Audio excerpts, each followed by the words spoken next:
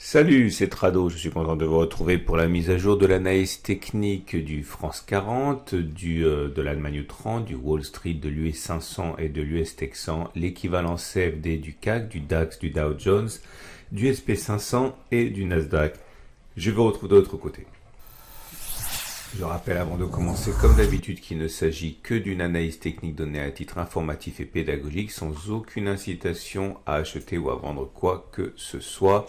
On passe donc au France 40, équivalent du CAC en données hebdomadaires. Malheureusement, on aurait pu espérer un meilleur sort à la confrontation avec la zone de résistance hebdomadaire des 5090, 5345, mais une fois de plus, comme les 2 semaines précédentes et comme déjà en mai et en juin, la tentative de passer au-dessus de la zone résistance hebdomadaire des 5090, 5345 a échoué.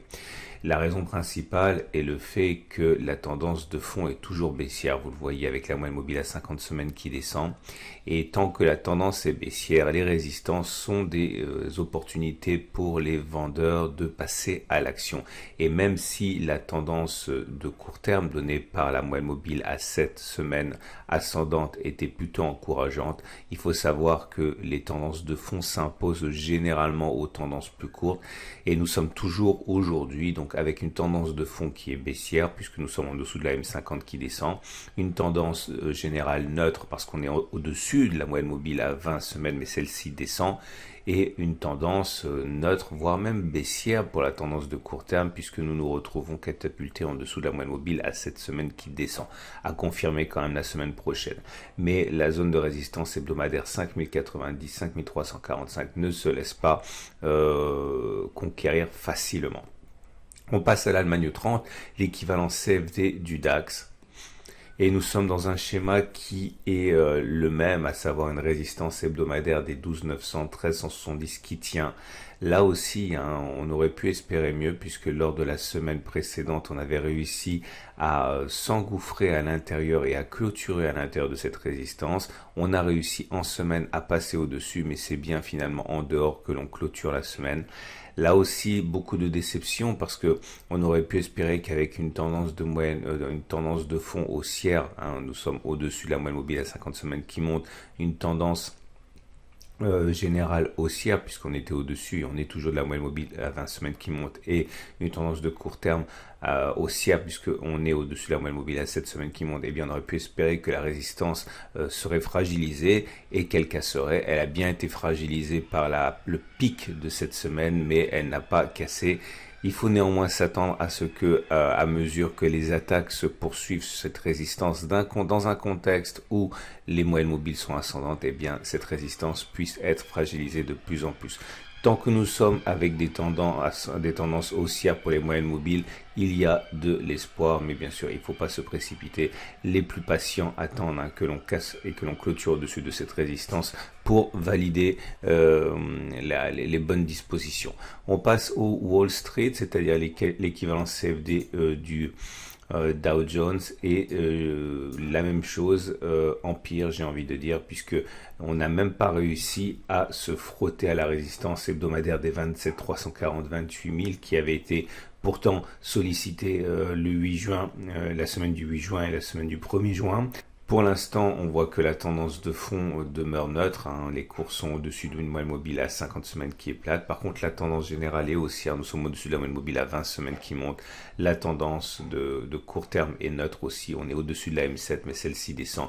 Globalement, c'est neutre avec léger avantage au ballottage favorable au haussier, mais ça se joue sur l'épaisseur du trait. Et encore une fois, le manque d'énergie cette semaine montre bien que cette résistance hebdomadaire est là pour être défendue par les baissiers. On passe à l'US 500, l'équivalent CFD du SP 500, et constat équivalent, déception avec un échec à passer la résistance hebdomadaire des 3180, 3230. Décidément, les tensions entre la Chine et les États-Unis sont arrivées au plus mauvais moment, puisque c'est au moment où on avait besoin d'être porté par un contexte favorable que cette aggravation des tensions géopolitiques s'est elle-même installé dans le décor. La tendance est plutôt haussière. Nous sommes au-dessus de la moyenne mobile à 50 semaines qui monte. Et on est au-dessus de la moyenne mobile à 20 semaines qui monte et au-dessus de la moyenne mobile à 7 semaines qui monte pour le SP500. Donc tendance de court terme, la tendance de fond et la tendance générale sont haussières. Il faudrait peut-être que les bonnes nouvelles du côté des publications voient le jour cette semaine, ou alors que les tensions sur le front géopolitique s'amenuisent, mais on sent bien qu'il y a une volonté haussière, comme le montre cette mèche haute qui a laissé croire aux haussiers qu'on pouvait terminer au-dessus de la résistance hebdomadaire. Il y a de véritables velléités haussières sur le SP500. On termine avec l'US Texan. Et cet US Texan, donc le Nasdaq, a également montré des signes de fatigue. Quoi de plus normal après une progression quand même verticale depuis les plus bas de mars, une progression, vous le voyez, de 67% depuis mars. Donc c'est quelque chose qui est absolument considérable. La tendance est évidemment haussière avec la M7 qui monte, la M20 qui monte, la M50 qui monte. Je ne pense pas que la tendance soit menacée pour l'instant. Il faudrait que les moyennes mobiles se retournent, ou qu'au moins elles soient cassées, mais vous voyez qu'il y a de la marge au niveau des tendances de fond et de la tendance générale avant de basculer dans autre chose qu'une tendance haussière.